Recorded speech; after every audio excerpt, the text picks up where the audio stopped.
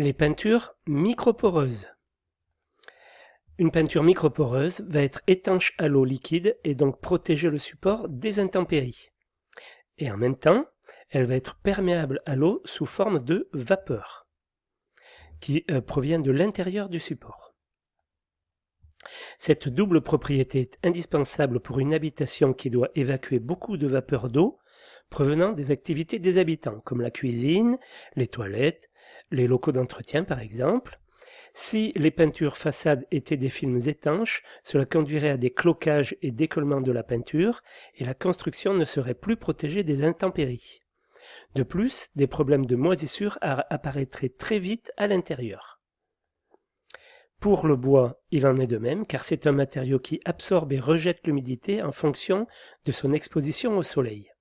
Une peinture microporeuse permettra donc tous ces mouvements d'humidité sans perdre son adhérence au support. Donc en premier lieu, il est important de choisir sa peinture murale avec attention. Il faut savoir qu'il existe une multitude de types de peintures murales différentes, glycéro, acrylique, etc., plus ou moins adaptées en fonction des supports. En plus des couleurs, il est important de sélectionner une finition ou un effet spécifique, qu'il soit lustré, mat ou encore brillant. Selon la surface à peindre et le rendu souhaité, on choisira de peindre à la brosse, au rouleau, à la bombe de peinture, à l'éponge, au pistolet à peinture ou autre. Le choix des outils. Pour peindre murs et plafonds, il faudra un pinceau, un rouleau en mousse, rouleau spécial monocouche mur et plafond, rouleau anti-goutte mur et plafond, rouleau spécial plafond, etc. Un bac à peinture qu'on appelle aussi un camion et une grille d'essorage. Un escabeau pour le plafond ou un manche télescopique, de la bâche en plastique, du ruban adhésif de masquage. Les étapes à respecter pour peindre mur et plafond: bien préparer la surface à peindre, nettoyer, reboucher, lisser, sécher, protéger les sols et les meubles, coller de l'adhésif de marquage, rechampir, c'est-à-dire peindre les bords et les angles, appliquer une sous-couche si nécessaire, peindre au rouleau en quadrillant la surface, ne pas oublier de nettoyer les outils. Après avoir préparé le mur, protéger le sol avec une bâche en plastique, coller de l'adhésif de marquage au plafond pour éviter de déborder dessus. Avant d'attaquer les murs au rouleau, on doit rechampir, c'est-à-dire peindre les bords et les angles avec un pinceau rond spécial. Lorsque cette couche est sèche, on peut commencer à peindre au rouleau. Tremper le rouleau et l'essorer en le faisant glisser sur les stries de la grille d'essorage qui est posée sur le camion afin d'enlever le surplus de peinture. Commencez par passer le rouleau verticalement sur un carré d'environ 1 mètre, puis égaliser par des croisements horizontaux.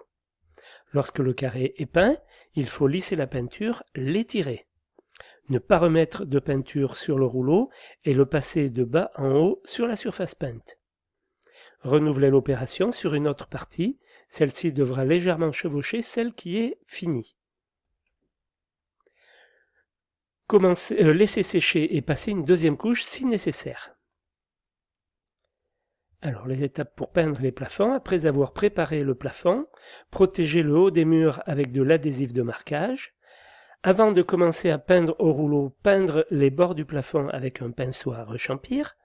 Ensuite, la technique est la même que pour les murs, mais utiliser un rouleau anti-goutte. Utiliser une perche télescopique permet d'aller plus vite qu'avec un escabeau. Voilà les types de pinceaux. Donc les pinceaux à brosse plate ou queue de morue sont utilisés pour vernir, laquer ou lisser. Bon, j'ai dit pinceau ici, mais en fait il faut dire brosse. Hein, on dit des brosses, on est bien d'accord. Les pinceaux avec brosse à badigeonner et enduire, utilisés pour les travaux grossiers, mais aussi pour peindre des surfaces granuleuses. Les pinceaux avec brosse ronde à rechampir, qui, comme leur nom l'indique, sont utilisés pour peindre les angles, les fenêtres et les moulures. À rechampir, donc c'est ce qui permet d'aller dans l'angle du mur et du plafond, par exemple, ou de deux murs.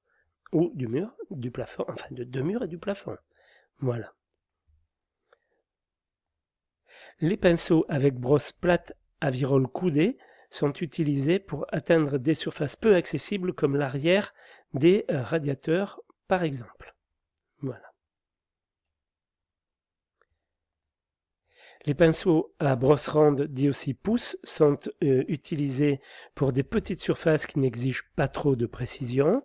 Les pinceaux à brosse rectangulaire sont composés de longues soies pour pouvoir prendre beaucoup de peinture et bien remplir, par exemple, les pores de la brique et les joints. Ce pinceau est aussi utilisé pour appliquer des hydrofuges ou des fixateurs.